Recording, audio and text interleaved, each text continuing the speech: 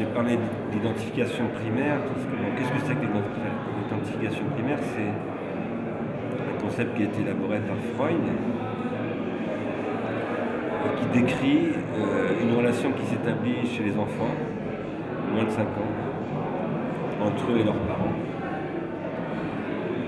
qui est une relation d'amour absolu,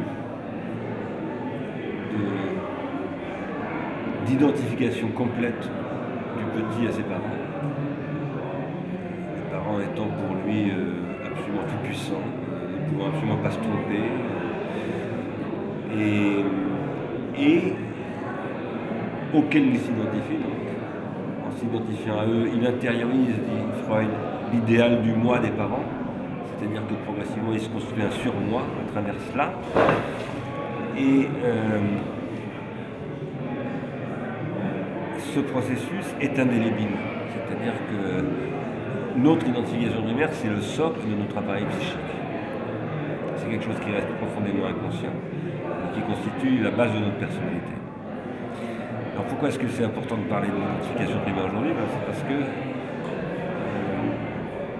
actuellement, avec en particulier la façon dont ce que j'appelle moi la société consumériste a exploité les industries culturelles pour inciter les gens à consommer, pour capter leur attention, pour leur faire adopter des modèles comportementaux qui favorisent l'écoulement des produits, des marchandises, d'une manière de plus en plus rapide et totalement déraisonnable, à mon avis.